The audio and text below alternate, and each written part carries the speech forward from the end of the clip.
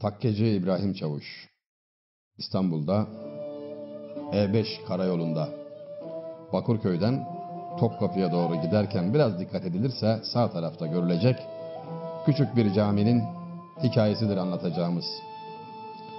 Yaptıran Takkeci İbrahim Çavuş'tur.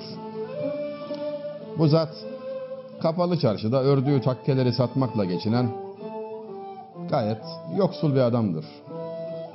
Fakat nedense bir arzusu vardır. Ah der, bir fırsat olsa da bir cami yaptırsam, kıyamete kadar adım yaşasa, böyle sevaba nail olsam.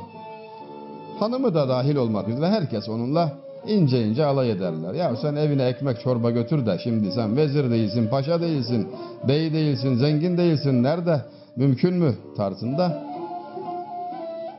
O Allah'a tevekkül etmiştir. Ola derya tutuşa demektedir. Bakarsın deniz tutuşur.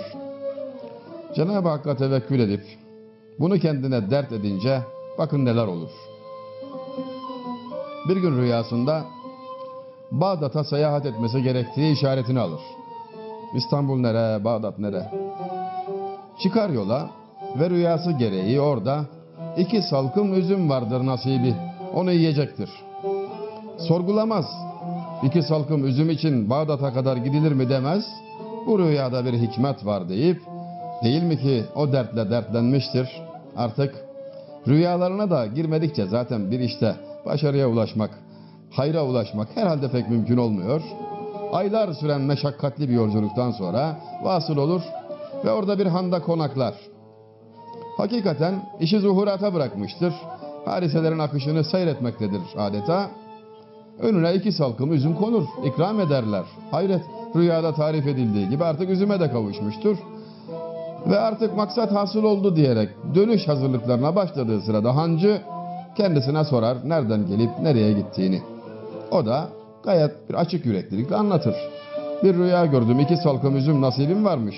İstanbul'dan çıktım geldim. İşte gördüğünüz gibi üzümü de yedik gidiyoruz. Adam gürültülü bir kahkaha ile ve alaycı bir tavırla yahu sen nasıl adamsın der. 2 salkım üzüm için İstanbul'dan Bağdat'a gelinir gidilir mi? Ben senelerdir rüya görmekteyim. Güya İstanbul'da Topkapı civarında bilmem hangi sokakta Takkeci İbrahim Ağa'ya ait bir ev varmış. O evin bahçesinde kuyunun dibinde bilmem ne altın varmış. Benim nasibimmiş diye bana haber verirler. Ciddiye almam. Ben bir çuval altın için gitmiyorum İstanbul'a. Aklına şaşarım der. Fakat İbrahim Ağa işi anlamıştır. O haber kendisine ulaştırılmak üzere Bağdat'a davet olunduğunu anlar. Döner ve altını bulur. O camiyi yapar. Daha sonra altınların bir kısmını da caminin bir tarafına gizlediği anlatılmaktadır. İleride bir gün yıkılırsa nasiplisi onu bulup o altınla tamirini sağlasın diye. Daha sonra o camiyi gezip görme fırsatımız oldu. 2 kısım meraklı, soygun meraklısı insanlar caminin çinilerine tamah edip camiyi taciz ediyorlar. O altınları bulmak için de ortalığı eşeleyenler var. Orada görevliler bizar vaziyetteler.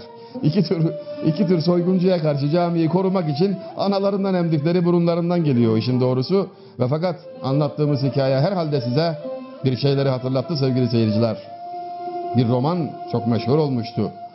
Amerika'da 2 yıldan uzun süre çok satanlar listesinde yer aldı. Simyacıydı ismi. Ve o romandaki hikayeye bakıyorum da bu hikayenin neredeyse birebir aynı. Sevgili seyirciler, her şey gönlünüzce olsun.